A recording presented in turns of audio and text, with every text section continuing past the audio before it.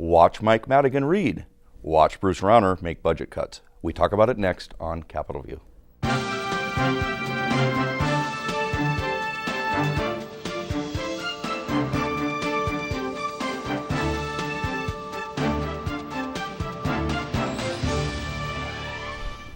Welcome to Capitol View, the weekly program where we talk about state politics and government and how it might just affect you.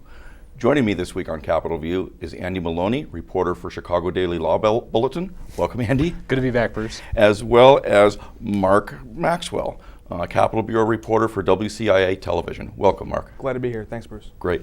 This week, what I think we should probably start out with is there's been a long tradition in Illinois of Mike Madigan, Speaker of the House, famously saying, I don't have a cell phone, I don't use the internet, I'm a paper sort of guy, or I'm a direct talk sort of guy. And suddenly now we have a website called, I believe it's madiganforus.com. This website attempts it presents a fairly different version of Mike Madigan than most of us have grown to think of. Why don't we talk about that here? I mean, anyone. What's this website showing, and why did he put it up, and is it effective? We've got the grandfatherly figure sitting with smiles. It's the softer side of Mike Madigan, some have said. We were talking earlier. The cuddly part. You mentioned a teddy bear image that he was trying to portray. I wonder if the Illinois GOP might have a different take on trying to sell Madigan merchandise as a voodoo doll instead. But I think what he recognizes behind the strategy here is that the Illinois GOP has done incredibly well at magnifying his negative favorability ratings. A Paul Simon public policy poll earlier this year conducted found that statewide 26% of Illinois voters approve of the job the speaker has done. In his backyard in Chicago, a Democratic stronghold, only 28% approve of the job Speaker Madigan has done. Only 2 points improvement.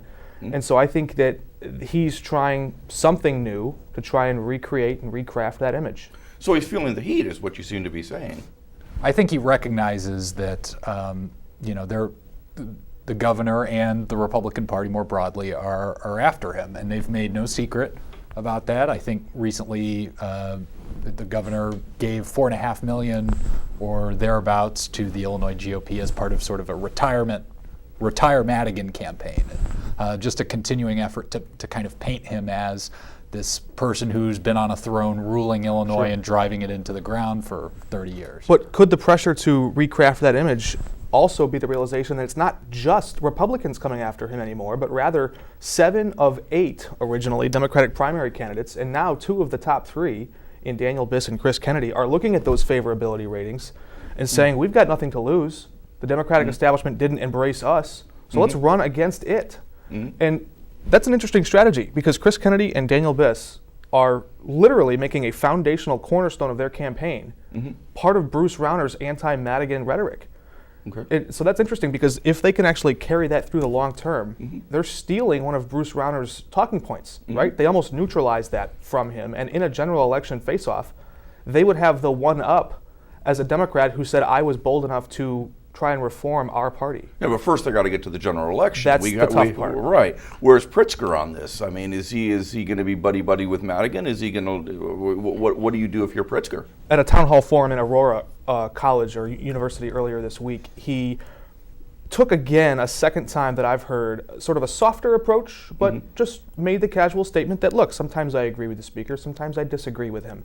That's probably the most daylight you're going to see between the candidate who's been embraced by the Democratic establishment and the chairman of the party. But even still, he's trying to say, I'm my own man, I'm self-funding, the speaker won't own me. So he recognizes the toxicity of the speaker's name when you're trying to win the highest office in the land. Sure. And you've got to do the dance a little bit too. You sort of, like you said, you're creating a little bit of daylight there. The governor has effectively done the same thing with Republican President Trump. He's not gone out of his way to disavow him, but he's avoided saying his name. And so you kind of are trying to keep, I think, the circle of voters who would vote for you and also support someone like Trump without turning them off. And I think that's the dance that Pritzker and other Democratic candidates are trying to do. Well, clearly Pritzker is the front runner at this point in time of the Democratic campaign. by abandoning or criticizing Madigan, is this any kind of move of desperation, so to speak? In other words, we got to do something to differentiate ourselves from Pritzker and get some breathing space here. Well, and breathing space is going to be hard when the oxygen is out of the room. There's very few lanes to win. Establishment Democrats win in Illinois. That's just a tried and true tradition of this state. And look at the 2016 election. These are terms that a lot of people can look at and understand. Hillary Clinton was the establishment Democrat. She won with 52% of the vote. Bernie Sanders, 46, 47, somewhere in there. You've now got at least two prominent outsiders trying to fill that Bernie Sanders lane in Chris Kennedy and Daniel Biss. How do they come anywhere close to toppling the Democrat who has won all of the major unions that have so far come out to endorse the backing of Susana Mendoza, the comptroller, the backing of Congressman Sherry Bustos, a very popular Congresswoman. I mean, a lot of the different powerful, prominent Democrats have already lined up behind J.B. Pritzker. So it just looks like the establishment's tilting one way, and that's very potent in a primary. Sure. I mean, going back for a second to where we started from with the Madigan website, I mean, this image of him reading to children, that to me was, there's one of it looks almost like it's almost out of Leave It to Beaverland. I mean, the clothes the kids are wearing, the clothes that Madigan is wearing, and one thing that seems to have gone unnoticed is he is wearing apparently a Burberry Novacek sports shirt. I mean, these shirts cost in excess of $200 at Neiman Marcus and those kinds of stores. And so while we have the governor wearing Carhartt, we have the Speaker of the House, Mike Madigan, saying, I'm fighting for you, wearing a rich man's shirt. I mean, what is up with this imagery? Who did this? Fashion foibles aren't my forte. Yeah, neither are mine. I can say this, though. I think part of the reason that this is so jarring for us and a lot of State House observers is because the Speaker not only has kind of this mythology around him in terms of being a very careful, very powerful, but kind of like in the background of things, just about on every issue. He doesn't do much off the cuff. Right. Yeah. He's built that up for himself a little bit, and so we don't see that kind of campaign side of him. And so that's one way that this kind of cuts across that image. I mean, I know Attorney General Lisa Madigan, his daughter, has shared stories about how he's been a grandfather and done all these sorts of things as a family, but in the public eye, part of the reason this is so unusual for us is he's kind of crafted this mythology. But in another way, I think it supplements another facet of him that we talk about so much, and that's, as you alluded to, he's very careful. Sure. He's not going to take any chances. If he sees an opportunity to maybe soften the image a little bit, maybe take some heat preemptively away from Democrats, his majority, potential Democratic gubernatorial candidates, he's going to do it. To your point, though, I'm not sure a $200 shirt necessarily tarnishes his image as an everyday man, right? I mean, he doesn't put himself out there like he's some sort of poor man. He's very wealthy. Sure. It's not out of reason that one of his children, who are well-to-do, could buy him a $200 plaid shirt for Christmas. It's not. I don't see that as one of the grossest fashion. You're right. It's not as bad as Carhartt. I mean, I'll grant you that. We're defending Mike Madigan's shirt. That's okay. Well, I mean, but Andrew, that's an excellent point here in the sense of he doesn't do anything without thinking things through. It's always been talked about how everybody else is playing checkers, he's playing three-dimensional chess.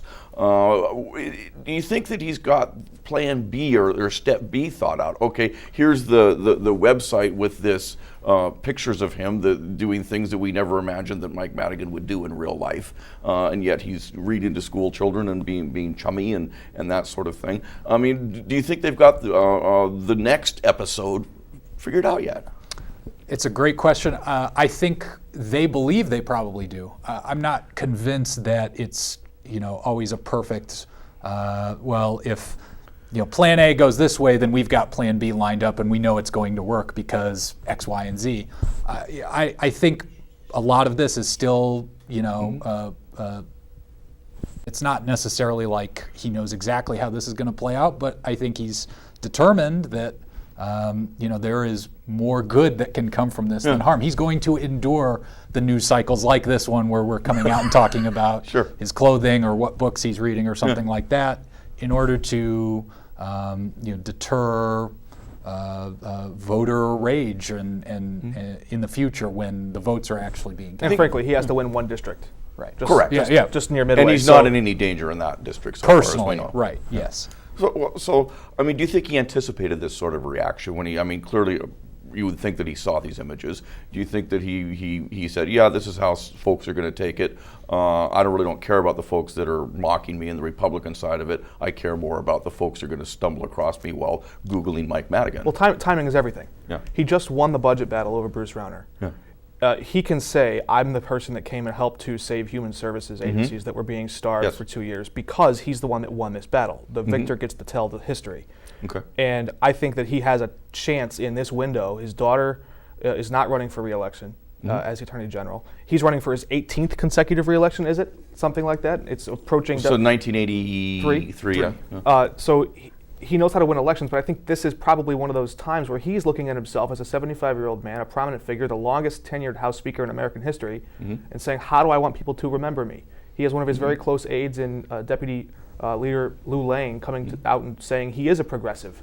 Very few Democrats in Springfield say and tout Mike Madigan's progressive credentials these days, but those closest to him are coming to his defense more loudly lately. And so I think that it is a time of his career, perhaps the sunset, who knows how much longer he has, but he's looking at what he's done and probably reflecting a bit on the story he wants people to tell about him when he's gone. And he's certainly never made any apologies for his support for labor or apologized for labor support of the Democrats. Right, and he's still in, I think you can make the case at least that he's still in the catbird seat in a lot of ways. He's still got a majority. I don't know that majority is really in deep trouble. I mean, he's unpopular himself in some ways, but Governor Rauner is as well.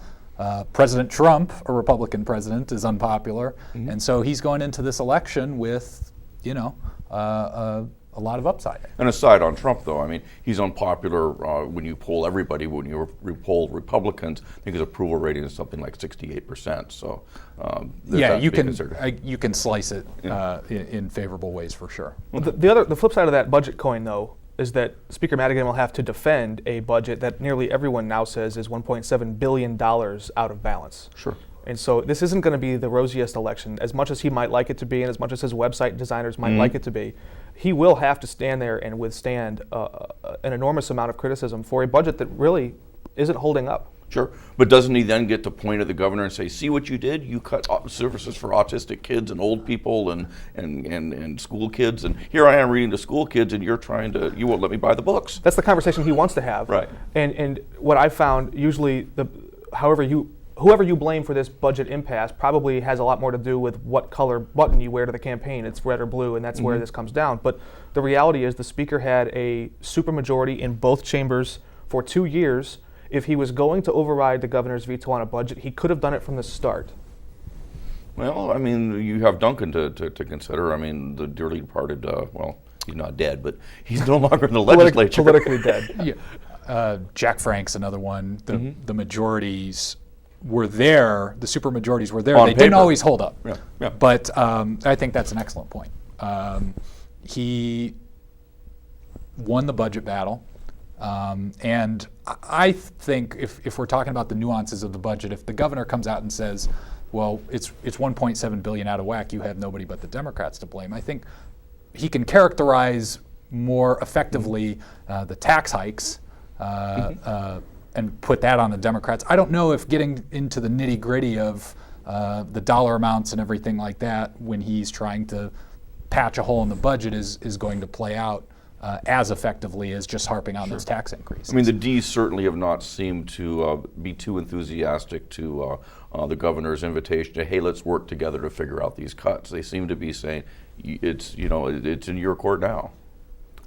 There's a new innovation project, though, taking place in Chicago that we just heard about this week, and this is something that a lot of people on both sides are saying, hey, this might be an interesting idea. University of Illinois, together with Northwestern and University of Chicago, are talking about this sort of business incubator that would take place in a essentially barren wasteland spot of one of the few left in Chicago, where they're going to build this new facility, and it's getting good remarks in the early days. How do you pay for it? Well, that's another question that you have to sit down and look at. But the governor has gone out of his sort of internal fighting with the General Assembly, and he's reaching out, fail or not. He's trying to change his image as well as someone who's a go-getter and trying to bring business to Illinois. Of course, we saw that fall through with the Toyota Mazda plant recently this week as well. Yeah, and we'll see what Amazon ends up being.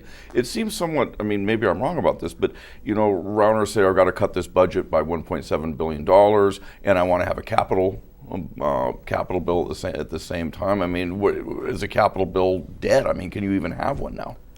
Well, a source that I talked to very close to these preliminary discussions of a capital bill basically characterized any kind of a tax hike, whether it's on the toll roads or really anywhere on the gas, on the motor fuel tax, any kind of a tax increase would be very dangerous. It would be seen as very dangerous for Democrats to put votes on after all the furor that came out over the permanent tax increase already. So I'm told it's unlikely we see any kind of real action on that before November 2018, but it could always happen.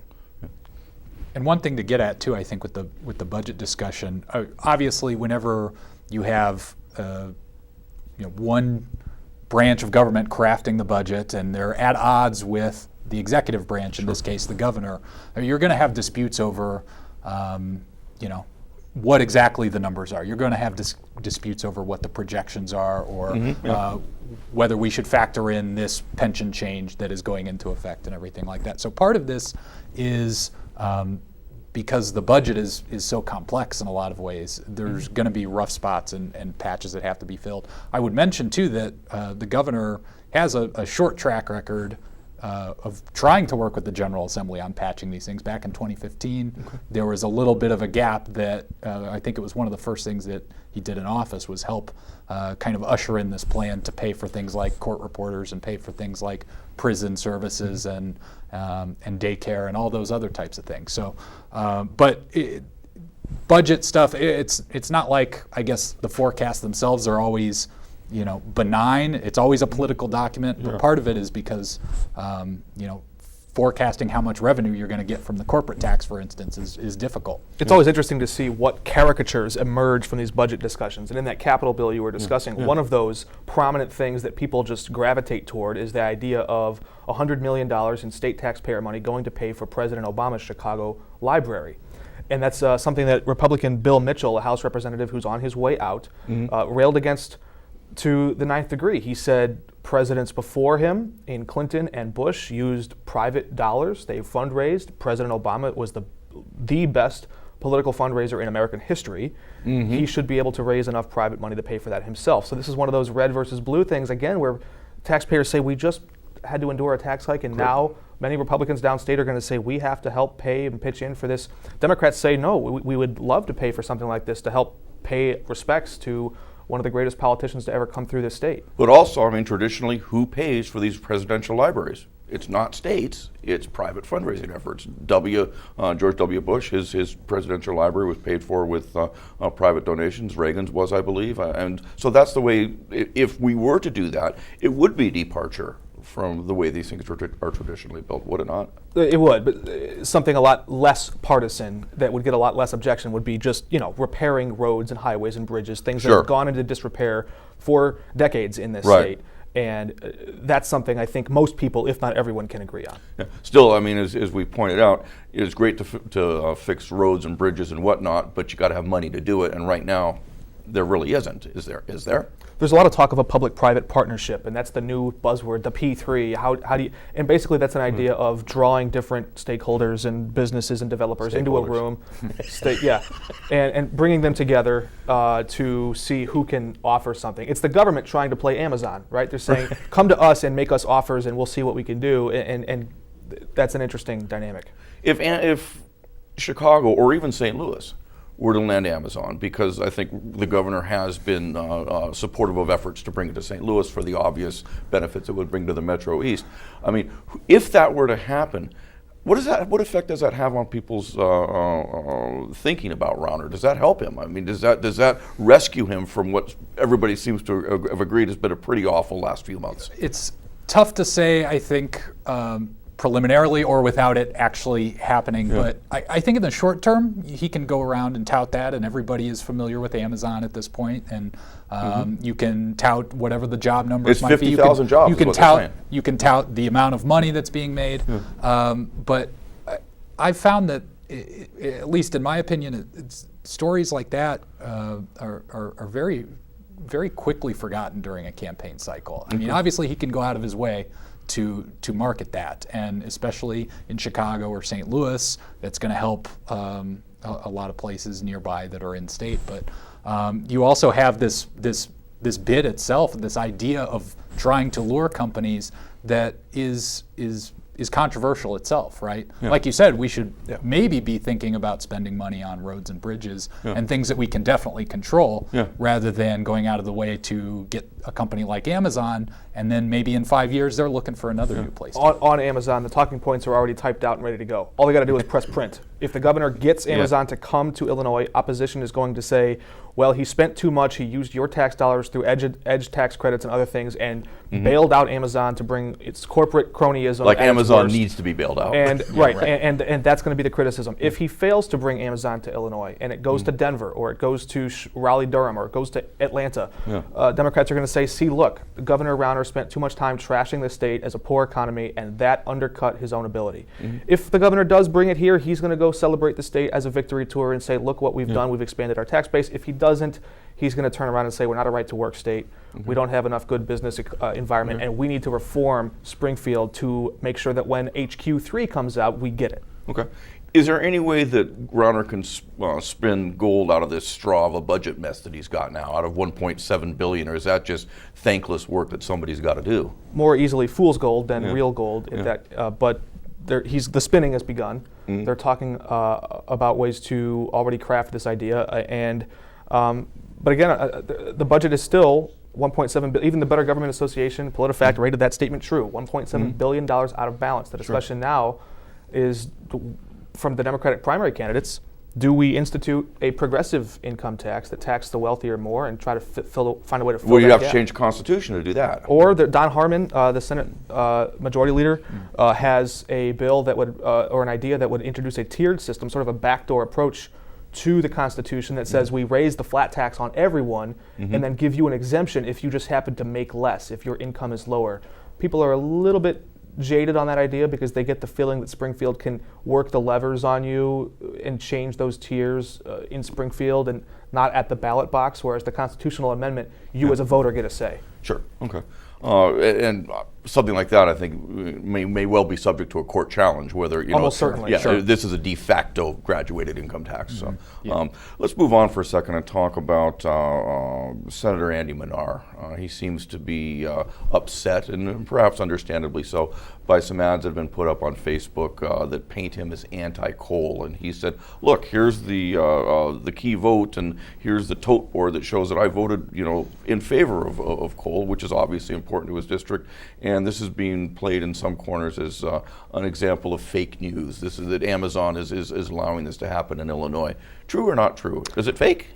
Well, I'm old enough to remember when fake news had a very specific meaning right after the 2016 election. It seemed to me that these were sort of bad faith efforts to monetize on really just over-the-top incredible claims about presidential candidates, in particular Hillary Clinton, Donald Trump.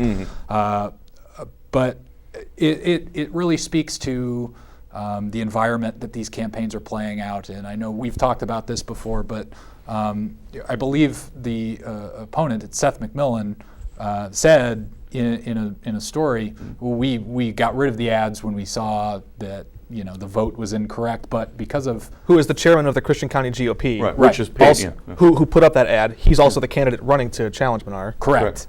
But we've taken the ad down, but we can't really control if it's still being spread on the platform because the platform, you can have boosted types of ads that spread, and it's hard to contain them. So it's not exactly what I think of as fake news, and it's also in the context of a political campaign where, as you've pointed out before, Bruce, there's not really a whole lot of sticking to the truth as black and white, but puffery on steroids. Correct. So the interesting predicament here is that the Christian County GOP got to make the attack and then retract it.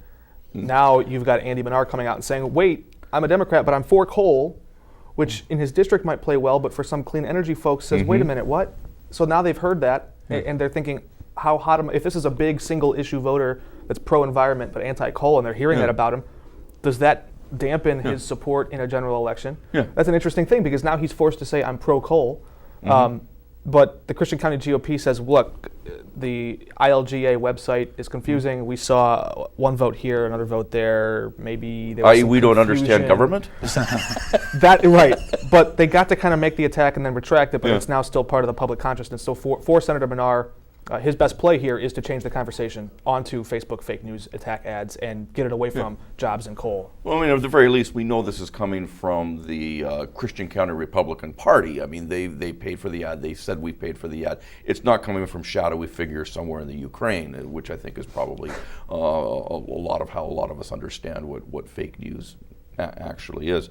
Lastly, we're running out of time, but very quickly, I want to talk about, if we can, the money that's been spent in the gubernatorial race to date. We're over $100 million, and Chris Kennedy said this is awful. I mean, if this keeps going on, then we've lost democracy, which I found personally somewhat rich, so to speak, coming from a Kennedy.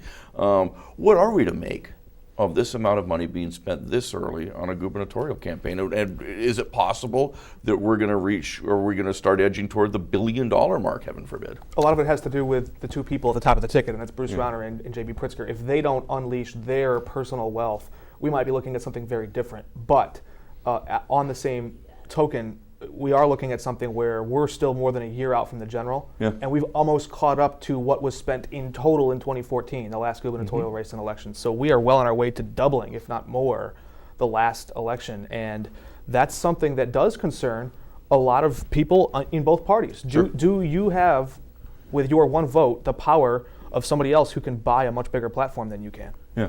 Well, go ahead. Oh, no, I was just going to say, and we're in a world that's becoming more and more like inescapably political. It's hard to watch the NFL on Sundays. It's hard to go on your social media without thinking about politics. And so I think there's a recognition among some very wealthy candidates, which I think is the top reason the money has gone up, that they're going to need to spend if they want to win and keep spending. And even here, look, we talk about politics. You can't escape it. But for now, we will escape it because we're out of time. So thank you for watching, and please join us again next week on Capitol View.